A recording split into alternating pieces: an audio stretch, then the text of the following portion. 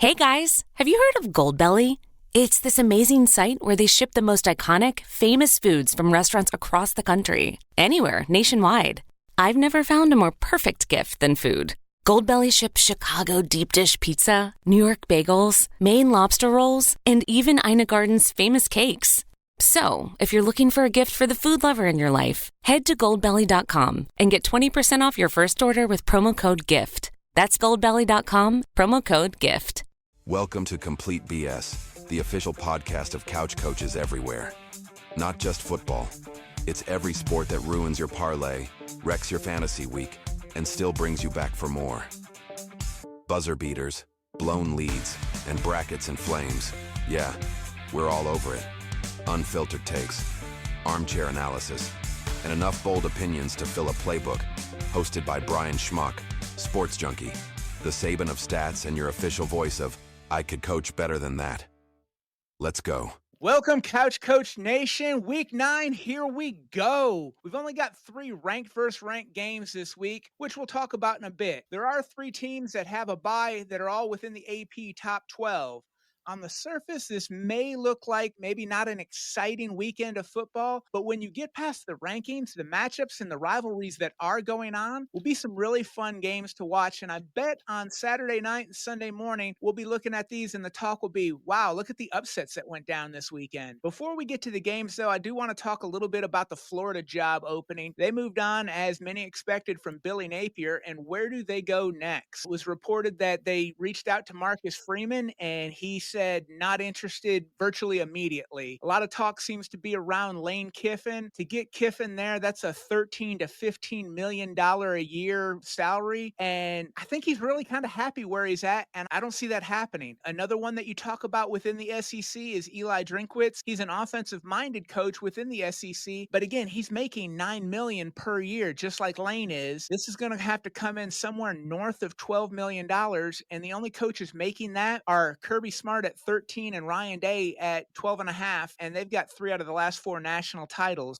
I don't know that you want to pay Eli Drinkwitz that kind of money to be in the same breath with Kirby and Ryan Day, and he hasn't won. You look at James Franklin, he's available, but I don't know that's necessarily where they're going. I think ego's a bit of a factor with this, and that Florida doesn't want to hire a coach that just got fired, that couldn't get it done. So where do they go? I can't imagine they go group of 5 with a name like Alex Golish. They went group of 5 last time, and now they fired Napier. So again, we're kind of looking what's going to be the right fit for Florida. The 2 names that stand out to me, Jeff Brohm, the head coach at Louisville. Yes, he's at his alma mater, but he's making $5.6 million a year. Napier was making 7.5. You could probably get him for 7.5 or 8 and not have to get all the way up in the $10 million plus range. He's a solid quarterback-minded coach. Could DJ Lagway then want to stay in Gainesville if Florida still wants him? Could he develop Lagway? So a lot to consider there with Jeff Brohm, but I think that's a really interesting name. And then Jedd Fisch. This guy wants the job. He's a Florida alum. He went to Florida to learn from Spurrier. This is what he wants. This is his dream job. I can't see it getting past Jedd Fisch at all. If they swing at Lane and Drinkwitz and Brohm and they don't take it, Jedd Fisch is the guy. At Arizona, he was 1-11 in his first year, and by year 3, he was 10-3. Last year, he was 6-7 at Washington in his first year. He's already 5-2 this year at Washington, and they should probably finish with 8 to 9 wins. He's also got a really talented quarterback on his roster who's only a sophomore, Damon Williams. So if Lagway leaves, there's potential that he could bring a quarterback with him, similar in that mold of Lagway, and hit the ground running. He's making $7.75 million at Washington. This is likely a $9 to $10 million hire if you make it. I can't see it getting past Fisch, but Brohm and Fisch are the 2 top guys. All right, well, let's get into the games. We got Ole Miss and Oklahoma. Oklahoma's a home favorite at 4.5 points. Ole Miss really needs to rebound from last week's loss to Georgia. The rest of their schedule is very manageable if they get past this game. Then they're really looking at being in contention for the SEC championship game, and I think a win Saturday would lock them into a playoff spot. Oklahoma, they're now in the meat of their schedule. Everyone who's remaining is currently ranked in the top 25. They need to find an identity, though, on offense. Before his injury, John Mateer was a do-everything quarterback quarterback for them, passing and running. He's been not like himself in the last 2 weeks since he's come back from that injury. Because the Sooners defense is stingy, it'll be hard to sustain long drives and keep picking up third downs against them. Ole Miss is going to need to find some chunk plays where they take some deep shots and pick up a lot of yards in those plays. They do have the playmakers capable of doing that. Time of possession is going to be key. I expect Oklahoma to win time of possession because of how they want to control the game. But if Ole Miss can keep it close, get some of those chunk plays, it's going to be a really close game. AV, how do you see this? I see it very exciting, man. You got a really good matchup. This is one of those games where, like, it could go either way truly, and there's stars on the field, and you want to see how it plays out. You got Mateer versus Chambliss on one side. Both of those guys are really good. The Ole Miss offensive line hasn't allowed a sack in 2 of its last 3 games. But the OU defensive line is number 1 in the FBS in sacks and tackles for loss, so that's going to be a really good matchup. I think that Ole Miss playing at Georgia last week prepares them for this. It's a road atmosphere. It's going to be a little crazy, probably not as loud as it was at Georgia. So I think that actually helps them prepare for this. I trust Lane and his offense a little more than I trust Venables in this scenario. And also Mateer, after the injury, hasn't quite been the same as he was at the beginning of the year. I like Ole Miss to win the game. I feel like they're just slightly better. I'm going to take them 26-21. Some field goals, maybe even a safety in there. We're right on the money there. I expect Ole Miss to get enough of a running game to keep the Sooner pass rush honest and slow them down a little bit. I've got Ole Miss 27-21. Missouri at Vanderbilt, and Vandy is a home 2.5-point favorite. Both teams are 6-1, but neither team's really beaten anybody good yet. Missouri played their first 6 games at home and went on the road for the first time last week at Auburn. They played Alabama closer than Vandy did, but their best win is actually Kansas. Vandy's only win over a Power 4 team with a winning record is 5-2 LSU, who's at the beginning of what looks to be a 3-game losing streak, possibly even 4. This is a case of the SEC getting a bump. College game days in there, but when I look at this game, is it really any different than Iowa and Minnesota? I see Missouri, they go on the road, they get the win 24-20, but I'm not real impressed. Yeah, I think Missouri's a good team, man. Like, they haven't proven it yet, so to your point, fair enough, but they've got a really good offensive line that's like top 20 in rushing success rate. I think Ahmad Hardy is one of the best running backs in the country. Vandy struggles a little bit against the pass. I think Missouri's going to be able to run the ball enough to open up that pass and score some points. And I think Missouri, I like the odds of them slowing down Pavia enough on the ground that they get it done. So I'm going Missouri, slightly higher score than you, 34-28. I think they put some points on the board, but I think they walk into Nashville, Tennessee and get the win. Texas A&M at LSU. Texas A&M is a road favorite, 2.5 points, but they've never won in Tiger Stadium since joining the SEC. A&M's averaging just under 200 yards a game rushing, and they're going to need to hold on to the ball and burn up the clock, wearing down that LSU defense and keep Nussmeier on the sidelines. The LSU offense, they've looked horrible this season, and with long drives by A&M, I think it's going to be a really hard time for them to get any kind of momentum or rhythm going. I've watched LSU a bunch this year, and while they're 5-2, both the ranked teams that they played, they lost to. Who's their best win? Clemson, Florida, South Carolina, all teams that currently have losing records and all could finish below 500. LSU is just not a good football team. They're getting a lot of notoriety because their jerseys and their helmets say LSU. They're getting the benefit of the doubt, but I don't see them being a good football team. Texas A&M dominates this game 31-10. B, I love me some Texas A&M. I think they have dominant offensive line, dominant defensive line. I think Mario Craver and KC Concepcion might be the best tandem at wide receiver in the country, or at least one of them.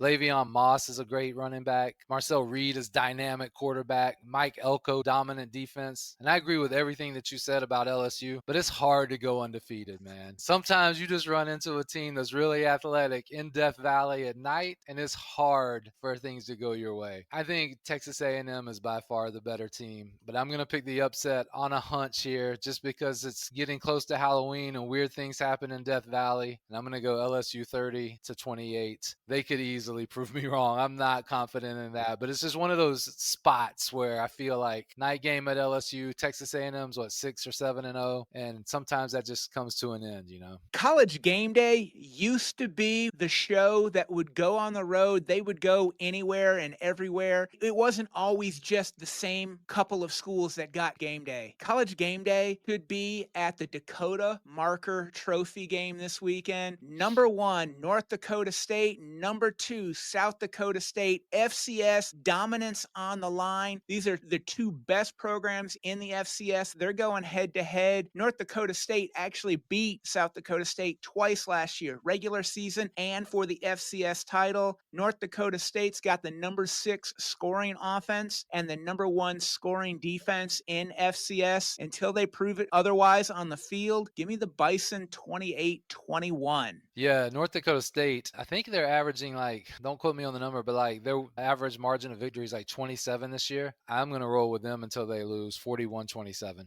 All right, we've got USF Memphis. This is another game that last week it looked like it might be a game day spot. If game day went away from the SEC, then Memphis laid an egg at UAB and knocked them out of contention for game day. I'll be picking this game later with Matt Sprouse from the Group of Five Guys podcast. AV, what do you like about this game? To me, it's a flip a coin. Who do you like better? I'll flip the coin and land on USF 32-31. All right, well, let's get into the book club. We've made some picks already, but now let's make some money. What do you got in the book club? Hey, 2 out of the last 3 weeks are profitable. I've got 4 games this week. I'm going to take Minnesota plus 8.5 against Iowa. The over-under is right around 40. Minnesota's got a really good defense. That could go under 40 very easily. And when you're under 40, getting 8.5 with a team with possibly the better defense, I like that spot. So I'm going to go Minnesota plus the points against Iowa. We talked about it earlier, Ole Miss and Oklahoma. I like Ole Miss to win the game outright. They're getting 4.5 points.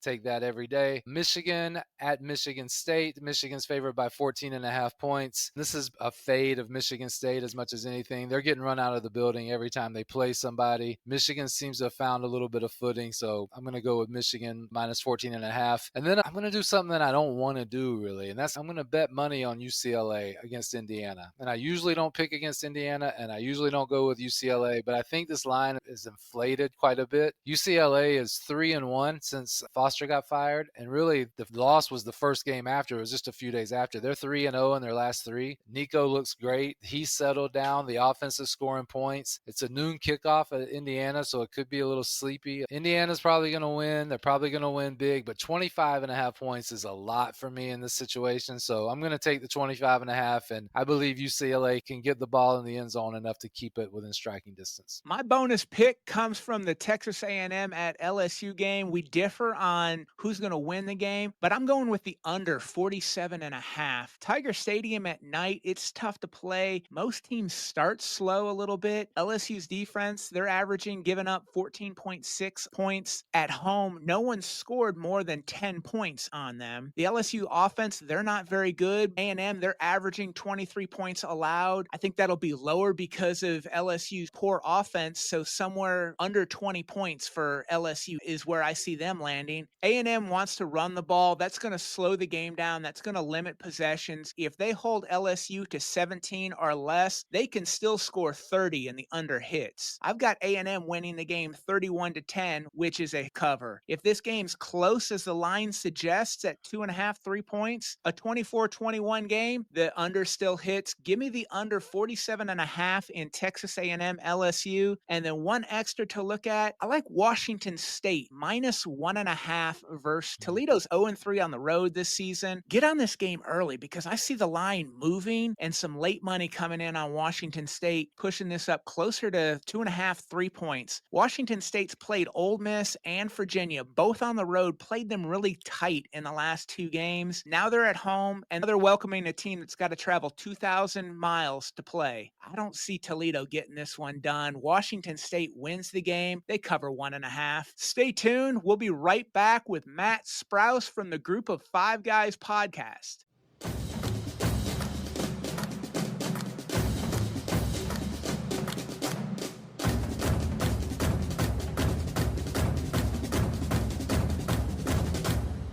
Welcome back, Couch Coach Nation. I'm excited to have Matt Sprouse from the Group of Five Guys podcast join us on Complete BS. I admittedly don't have a laundry list of athletic accomplishments for Sprouse like I do most of our previous guests, so we're going to learn a little bit together. Sprouse, you started out at the Air Force Academy with Troy Calhoun as the coach. He's still there. Talk to me a little bit about playing for Coach Calhoun, playing in the option offense, and as an offensive lineman blocking in that option offense.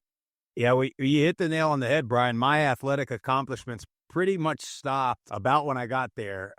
So out of high school, I went there and went to the prep school. So you play kind of a junior college schedule. And then I did my freshman year up there. And, to be honest with you, my physique, I guess, if you will, I was built to be an option offensive lineman, undersized to play regular offensive line, and to toot my horn, a little bit athletic, so able to run a little bit. So that if you're somebody like that and you like to just get in the heaviest of 3-point or 4-point stances, and they can't do it as much anymore, but back in the day, and just cut somebody's knees out and roll on their knees, it's a great offense to play in. When there's a mismatch, it kind of evens the playing field a little bit because of the spacing and the splits and cut block. I never got to this point, but when you get to these big time games against these Big Ten or SEC or whoever defensive tackles and defensive ends, it's a great equalizer. It's making them get up off the ground over and over again. So I had a hell of a time playing in it. Regrettably, football was probably the only thing I took seriously when I went there. And so that is hence why I didn't make it the whole time. So a little bit immature when I got there. And so we grew up quite a bit since then. Fast forward, you enter the portal before it was even a thing, ahead of your time, and head to Middle Tennessee State. Buster Faulkner was the offensive coordinator at Middle. Talk to me a little bit about what he was like as a young coach. He's somebody that I could see getting a head job this cycle, currently at Georgia Tech. 100%. And I actually, not that I have a ton of influence, was pushing for him to get the Middle job after they got rid of Stockstill, who I love to death. But Buster, man, that guy, you want to talk about just energy at all times, no matter if it's in the cafeteria in camp or a walkthrough or walking to film. Hurry up. Everything is hurry up, no matter what. And I mean, you see the trajectory that he's on with that offense, and couldn't be happier for him. He's got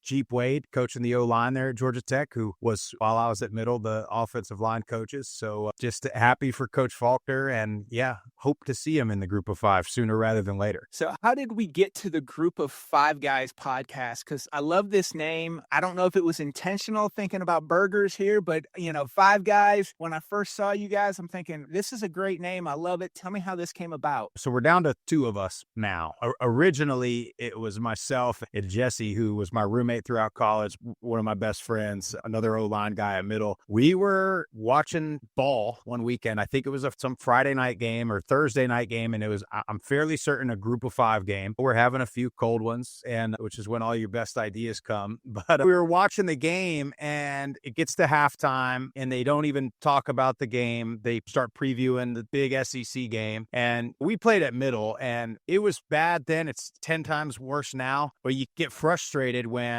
you think you have a big game.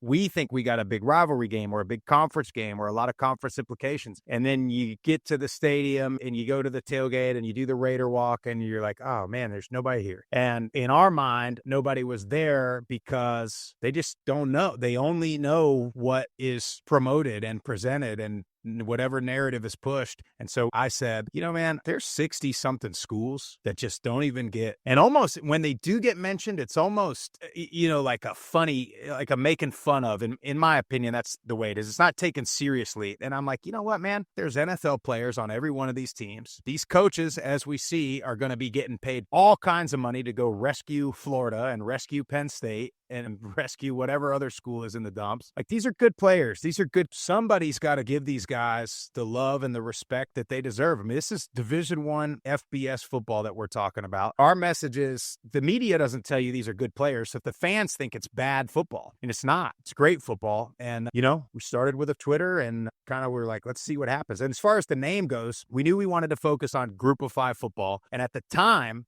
Jesse and I were like, all right, meet you. And we kind of handpicked, like, we we want these 3 other guys. It'll be a little bit of a play on words. It's a group of 5 guys, and it's a group of 5 guys. And maybe 5 Guys Burgers and Fries can drop a sponsorship at any time if they'd like. So in thinking about the playoffs, group of 5, they've got an automatic spot in the playoffs. Do you think that there should be more, or there shouldn't be an automatic spot when we're talking the playoffs? What are your thoughts on it from a group of 5 perspective? So I don't want a charity spot. I don't want it to be like the top 11 and then plus we got to give the group of 5 a chance. I don't want that. If we don't have a team that's worthy, I don't want them in. However, unless there's a guaranteed spot, I don't think you get a spot because of preseason rankings and narratives and all of the things. And as far as branding of schools, if you're Memphis and you lose to UAB and there's not a guaranteed spot, you're done. You got no shot. Versus if you're Notre Dame and you lose to NIU, or you're Alabama and you lose to Florida State, it's just like, oh, well, that was a fluke. No big deal. We'll drop them a couple, and then as soon as they win again, we'll move them back up. Well, Memphis doesn't get that opportunity. They don't get that benefit. You know, if we want in, there's got to be some type of guarantee. Now, my fantasy land, I think all conference champions should get a chance at the playoff. Like every other sport at every other level in the history of sports. In my mind, it's like, well, yeah, so go win your conference, and then we can have the winners of all the conferences play each other, and the winner can be a national champion, and that can sort of tell us conference supremacy or whatever we want to call it. I don't want a 64-team tournament by any means, but if you got 10 conferences, you can put 10 champions and 6 at-large in, and you'll still get your 3 or 4 SEC schools. You'll still get your 3 or 4 Big Ten schools, and then, you know, you'll get everybody will get a shot, and maybe the group of 5 gets blown out every time. Maybe not. There's been blowouts. It seems like every single playoff game we've had so far, so I don't know what the difference is between Tennessee getting blown out or Boise State getting blown out. I'll tell you kind of where I see things going and have you react to it. I think we are moving to some form of P2 down the road where the SEC and the Big Ten expand enough to 20 or so teams, and then everybody else is on the side. And that P2 kind of, you look at the NFL model, NFC, AFC, and they'll each have 6 teams in the playoffs and go from there. And then that leaves everybody else who didn't get into that P2, the Big 12 and the ACC, those remaining teams, along with everybody else in the group of 5. And I think what we end up seeing there is there will be some kind of additional group of 5 playoff, whatever that's called, however that's formulated, similar to like you have the FCS and their playoffs, and I believe they do 16 teams. So I think that there will be some kind of playoff where there'll be more teams available to it, and we'll have a little bit of the haves and have-nots of this P2 and then everybody else, and there will be 2 playoffs going on at the FBS level and then the FCS level. I think you're spot on. I think we had Central Michigan's head coach Matt Drinkle on, and that was sort of his prediction was it's all down to the TV deals. So what he said, and I agree, is you're going to see Amazon or Hulu or Disney or Apple, or it seems like maybe Saudi Arabia is coming into the play here, is going to say, hey, we want these 30 brands. And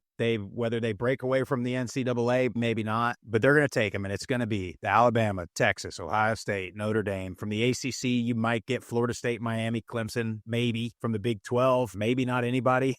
BYU, I don't know. And then it'll be everybody else. And then we'll go back to playing college football again. And I'd love for them to go back to sort of regional, local conferences. And then, you know, whether you have 8, maybe you have 8 conferences and you do an 8-team playoff, maybe you go back to the BCS or something like that. From a group of 5 perspective, how long do you think that this current transfer portal is sustainable? And I'll give you my thought on that as well. I'll let you go and I'll chime in. Yeah, well, the transferring as many times as you want is a disaster. And when you coupled it with NIL, it made it even worse, because what's killing teams is you have these agents and you have the media almost breaking stories about a player's worth or a player might transfer, and the player nor the coaching staff nor the other coaching staff are even in the loop of things. We saw it in the group of 5. We saw it last year with Darian Mensah when it was pretty obvious, and I'm sort of speculating based on what I've heard. he told his roommates before they went and played Memphis on Thanksgiving Day that he was gone. But then he's got to go play 2 games, including a conference championship. It a little bit has helped the group of 5 in a way. Like, I think there's more parity. That's why South Florida can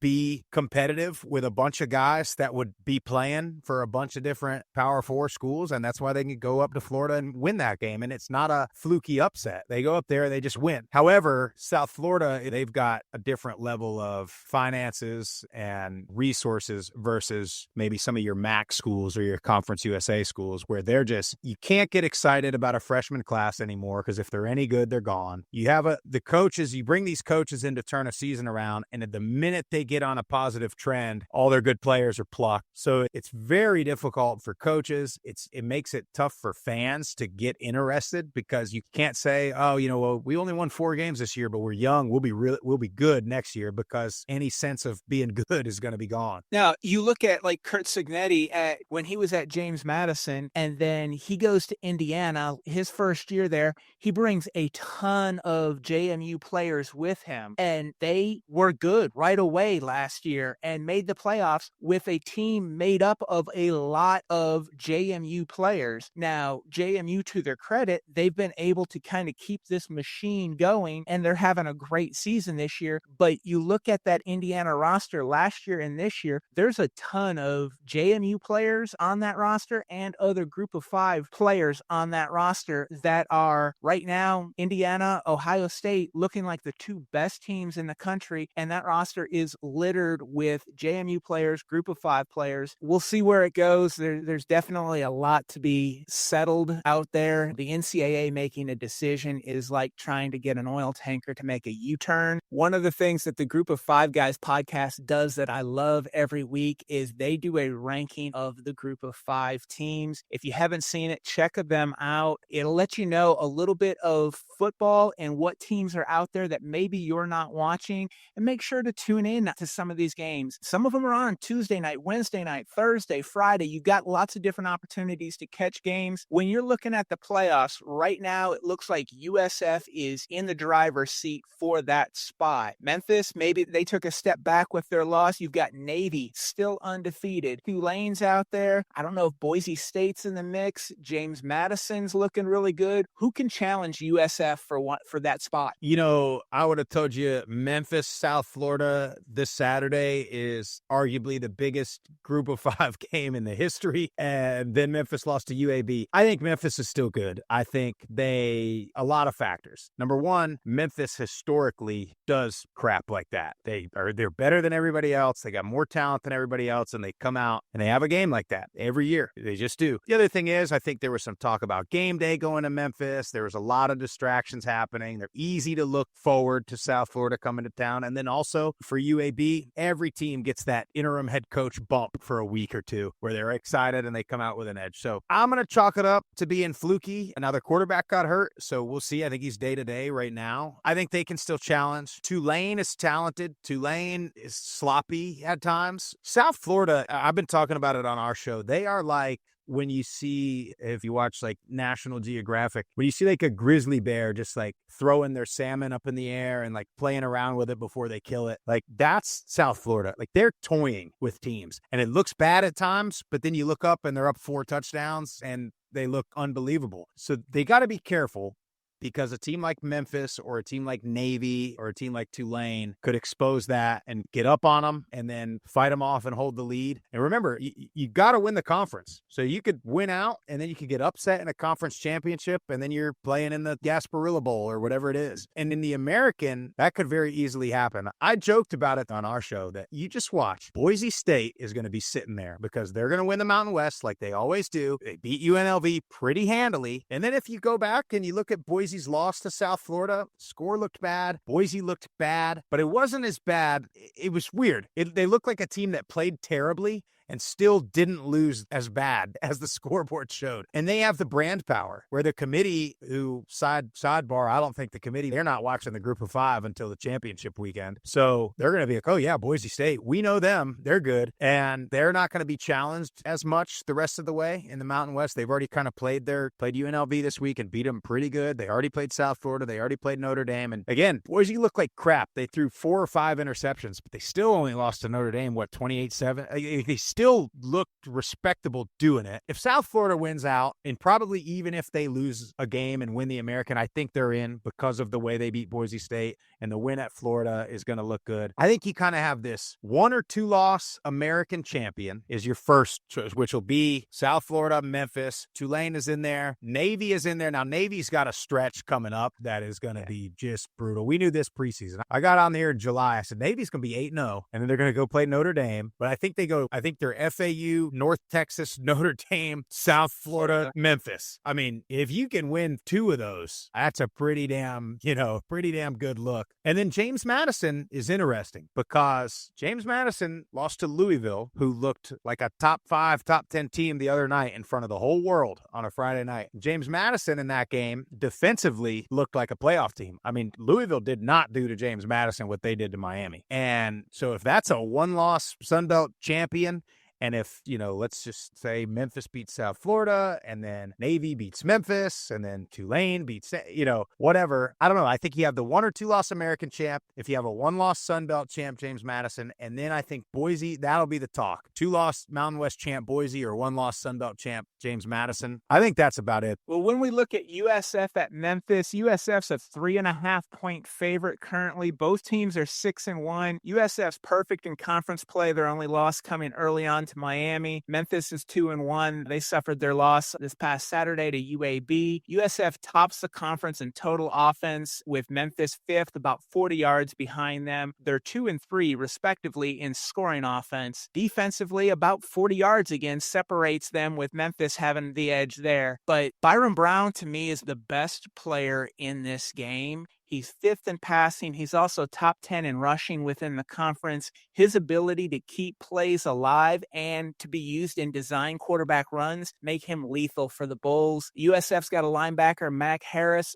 5th in the conference in tackles, 2nd in sacks with 5.5. Sprouse, how do you see this game going? Yeah, it's very difficult to put the UAB loss kind of out of my mind. But you're right. Byron Brown is, South Florida goes as he goes. And he, at any time, seems like he can turn it on. And the guy's bigger than everybody on the field outside of linemen. He runs physical. He runs into contact. He doesn't run away from contact. He has a weird throwing motion, and he's not the best thrower in the world. But when the threat of him running, or the threat of them running at all, it opens things up for them to where when they take a shot, he's got guys running wide open down the field all the time. I think he's one of those guys that's demoralizing to play against, because you think you have a sack, or you think you have a no gain on a quarterback run, and then all of a sudden he pops out of a pile and a negative play turns into a big play, or you're putting a ton of pressure on him and nobody's open down the field, and you're thinking, okay, he's going to throw it away, or we're going to sack him, or incomplete or whatever, and he runs around for a minute and then he takes off and has a 40-yard run. And so it's very demoralizing for a defense. On the other side of the ball, yeah, you mentioned Mac Harris, they fly around, and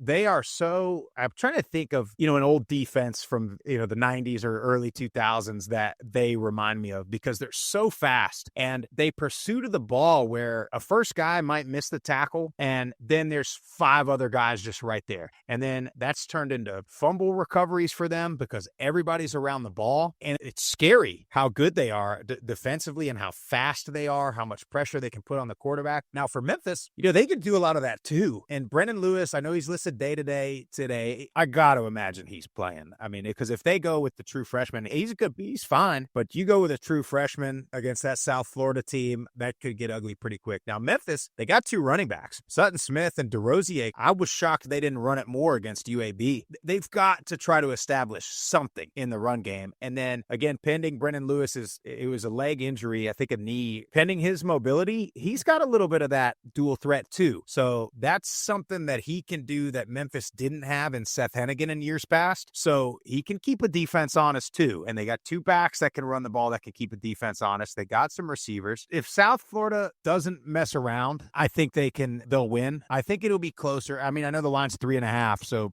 somewhere around that. Memphis is a lot better than the team we saw in Birmingham this week. We know that. I'm leaning South Florida. I think they're on a mission. I think that they know they're good. Their coach knows they're good. Byron Brown knows he's damn good. My only worry for South Florida is sometimes I think that they know too much how good they are. And so when they play teams like Charlotte or FAU, they kind of are like, we'll just flip the switch when we're ready and we'll run them out of the building. And so they can't do that against Memphis. But I would lean South Florida. I think maybe lower scoring than maybe many people would think. I could see this being a 31-27, 31-24 kind of game. Okay. With Memphis's loss last week, they gave up over 200 yards rushing. And because of that, UAB was able to hold the ball 10 more minutes than Memphis and really control the time of possession. They need to have more balance and get that time of possession a lot closer for Memphis to stay in this game. I think the combination of Brown, Davenport, Franklin, and Isaac, their three running backs, they're going to take that game plan and run the ball, run like crazy. You'll have Brown taking a few shots there, but I see USF really running the ball a lot this game. I've got USF winning 38-28.